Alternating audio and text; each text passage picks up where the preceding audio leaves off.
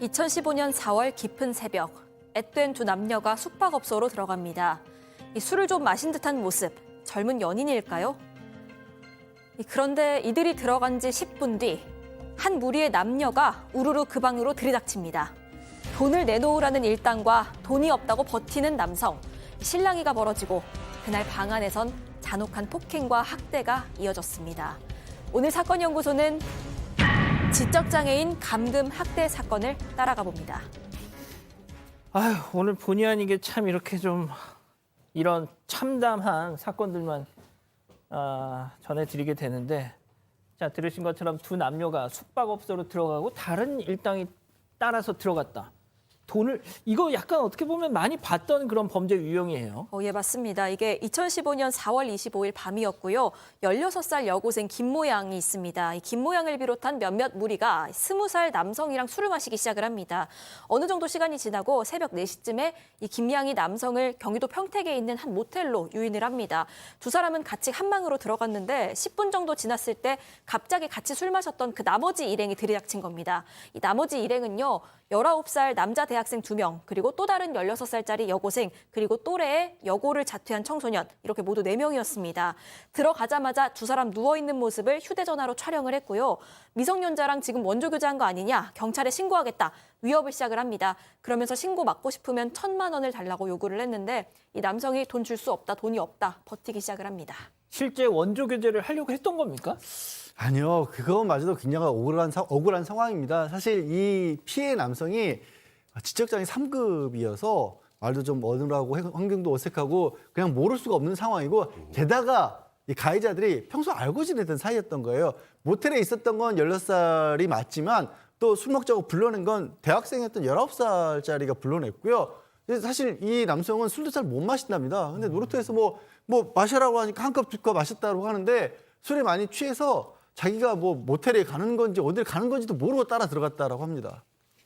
지적장애 3급이라고 한다면 10살, 11살 정도의 지능, 일단 이러면 얘기가 달라지잖아요. 그럼요. 지금 이 과정이 완벽하게 거의 올가미 씌워지듯이 이렇게 지금 이런 상황이 연출이 된 건데, 이제 문제는 아까 신고 안 할 테니 1,000만 원 달라고 그랬잖아요. 이제 피해자분께서 돈이 없다고 하니까 그때부터 잔혹한 행위들이 시작이 됩니다. 일단은 대부업체 통해서라도 돈을 빌려서라도 내놔라. 대출 받으려면 휴대전화가 필요하니까 휴대전화가 없어졌나 봅니다. 그래서 휴대전화도 만들라 이렇게 요구를 했고, 그것도 거부하니까 피해자의 옷을 모두 벗게 하고 학대가 시작이 됐는데, 성행위를 흉내내게 하거나 머리빗이나 옷걸이를 가지고 중요 부위를 폭행하거나, 또 방에서 분식 같은 거를 이제 본인들이 시켜 먹으면서 커피 들어있던 유리컵에 침 뱉고 담배 끄고 거기다 튀김 넣고 그걸 비벼서 강제로 먹게 하기까지 잔혹한 학대가 이어졌습니다. 저희가 이제 방송이어서 실제 있었던 일을 진짜 10분의 1도 전해드리지 못하고 있습니다, 교수님. 네, 그럼에도 불구하고 지금 이 사건은 상당히 엽기적인 내용을 가지고 있어요. 성적 학대도 있었다고 알려지고 있습니다. 이 이제 남성에 대하여. 그러다 보니까 지금 이제 이 사람 트라우마가 이만저만이 아닐 거고요. 더군다나 지금 머리를 수차례 때려가지고 머리를 때린 이유는 기억을 없애버리겠다. 말을 못하게 만들겠다. 그러면 본인이 피해당한 것을 어디로 가서 신고도 못할 거 아니냐. 이런 생각을 가지고 아주 고의적으로 취약한 부분을 폭행을 여러 번 했고요. 정신을 잃고 쓰러지자 화상까지 입혔다고 합니다. 담배 불르다가. 그렇기 때문에 지금 거의 34시간을 모텔 방에서 감금을 해두고 집단 폭행을 하다 보니까 결국은 정신을 잃을 수밖에 없었겠죠. 자, 이 피해자가 어머니와 함께 당시에 이 자신이 겪은 일에 대해서 직접 전한 일이 있었습니다. 잠깐 보고 가시죠. 동영상을 찍은 거 있잖아요. 유포한다고 협박했어요. 그리고 우리 할머니 할아버지 사시미로다가 찔러서 죽이겠다고 협박도 했고.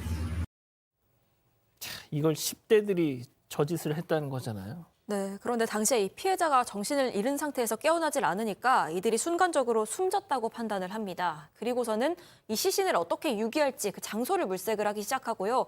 그러다가 아이디어랍시고 낸 게 장기 매매 업자에게 팔아 넘기자는 거였습니다. 이렇게 결정을 하고 이 피해자를 렌터카에 실어서 여기저기로 10시간가량을 끌고 다닙니다. 이렇게 장기 매매 업자한테 넘기면 증거가 남지 않을 거라고 생각을 했던 것 같습니다. 정말 큰일로 이어질 뻔했던 건데 그러다가 이 일당 중에 여고생 한 명이 좀 죄책감을 느껴서 중간에 이탈을 합니다. 그리고 집에 돌아가서 부모를 통해서 자수를 하면서 이 사건이 알려지게 됐고요. 경찰이 이들을 납치 이틀 만인 28일 새벽 2시에 경기도 오산에서 붙잡았습니다. 피해자는 곧장 병원으로 이송이 됐습니다. 자, 일당 중 한 명이 자수를 했기에 망정이지. 자, 들으셨죠? 10대들입니다, 얘네. 자, 그런데 들으신 것처럼 장기 매매. 교수님. 혀를 차게 하고요. 근데 이제 좀 눈여겨봐야 될 거는 이게 두 명이잖아요. 남자들은 거의 다 큰 만 19세면 어른이고요. 이 여자들은 16세, 17세, 아직은 미성년자들입니다. 이들에 의하여 일어난 일이에요. 20여일간 이들에게 맞은 피해자는 깨어나지를 못했다고 합니다. 전치 12주 진단을 받았고 그런데 이제 대뇌 타박상 그리고는 외상성 대뇌 경막하 출혈도 있었고요. 그리고는 이제 이독 화상까지 입었고 머리를 심하게 다쳐가지고 지금 이제 중추신경계에 약간의 문제가 심각해진 것 같고 그리고는 지금 발톱이 3개나 빠졌고 이루 말할 수 없는 지금 후유증이 이만저만이 아니라고 지금 알려져 있습니다. 자, 그런데 이 피해자 아까 잠깐 그 인터뷰한 장면으로 나갔는데 저런 무지막지한 녀석들하고 어떻게 엮이게 된 겁니까? 그러니까 피해자가 원래 이제 미용을 배우려고 미용실에 다닌 적이 있었는데 그 당시 무리 중에 한 명이 손님으로 왔다가 친해졌다고 합니다. 근데 처음에는 밥도 자주 사주고 그래서 굉장히 좋은 친구들이라고 생각을 했다는데 아마 이때부터 뭔가 이 피해자를 어떻게 이용할까라는 고민을 이 무리들이 했던 것 같고요. 왜냐하면 이 사건 나기 한 일주일 전쯤에 피해자의 휴대전화 요금이 400만 원 넘게 나온 적이 있었다고. 예? 사실 그 말이 안 되잖아요. 예. 알고 보니까 가해자 무리들이 뺏어서 휴대전화를 사용했다는 건데 이제 피해자 부모님의 얘기에 따르면 그 당시에는 그냥 피해자가 다 썼다고 생각하셨대요. 그래서 피해자 혼내고 어쩔 수 없이 400만 원 나온 비용을 다 부담했었는데 그걸 보고 아마도 이 가해자 일당들이 저 집에 돈이 많네 이러면서 범행을 준비한 것 같다는 그런 입장입니다.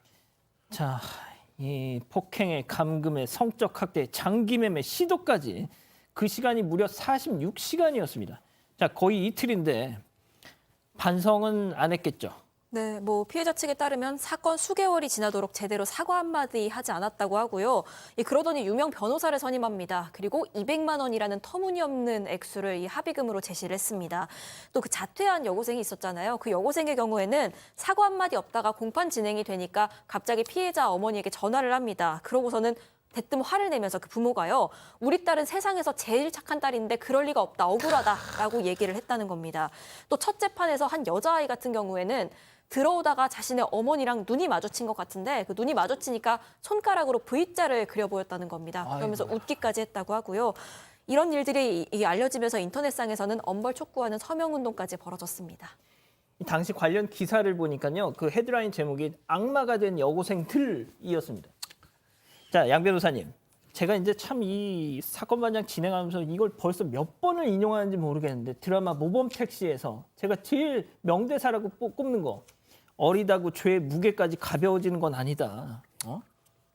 그렇죠. 그래서 재판부의 판사도 특히 여고생들에게는 이게 그 나이 또래 소녀라고는 도저히 상상할 수 없는 반인류적 범행이라고 얘기를 했습니다. 그리고 그 모텔로 처음에 유인했던 16살 김모 양 같은 경우에는 징역 장기 15년에서 단기 7년. 이게 어쨌든 소년법에 미성년자에게 내릴 수 있는 최고형을 법정 최고형을 언도를 한 거고요. 다른 여고생 같은 경우도 12년에서 7년 그리고 7년에서 5년을 선고를 했습니다. 그리고 이 사건 자체를 주도했던 건 사실은 그 19살 대학생들이었거든요.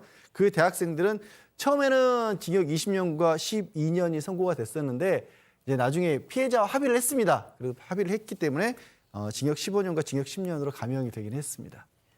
그 교수님 아까 말씀하셨지만 이 사건의 진짜 주범들, 여고생 얘네들은 이미 나왔을 수도 지금 사건 반장 보면서 어머 쟤네들 왜 내 얘기하고 있어? 또 그러고 있을 수도 있단 말이죠. 네, 뭐 그럴 수도 있겠죠. 근데 이제 지금 여학생들 같은 경우에 7년 그리고는 7년 2명 그리고는 5년짜리 아까 신고한 애 그 친구가 아마 5년 받은 것 같은데 지금 2015년도 사건이니까 지금 출소했겠죠. 그렇기 때문에 지금 이런 문제를 이렇게 이제 이게 사실 조건 강도라고 해서 미성년자 성매매를 가장하여 결국 성인 남성들에게 올가미를 씌우는 이런 범죄는 일종의 범행의 패턴으로 이미 고정이 됐어요. 더군다나 여기에 최근에는 이제 영상물까지 등장을 합니다. 영상물로 협박해서 돈 뜯고 이런 일반화된 범죄의 형태에 대해서 앞으로 이제 어떻게 할 건지 사실은 기존의 양형으로는 도저히 커버할 수 없는 그런 문제들이 있고 더군다나 이 미성년자들은 처벌을 하는 것으로 끝나지 아니해요. 지금 20세가 돼서 출소를 하면 그 다음에 이 이제 젊은 여성일 텐데 어떻게 살 겁니까? 학력도 없고 결국에는 뭘 하고 지금 살고 있을까요? 그게 더 걱정이에요. 그러니까 지금 이 소년 사법 체계 전반에 걸쳐서 좀 한 번쯤은 들여다봐야 되는 그런 문제가 있다 이런 생각이 듭니다. 알겠습니다. 가족 여러분 잊지 마시고 구독과 좋아요 알림 설정 여기.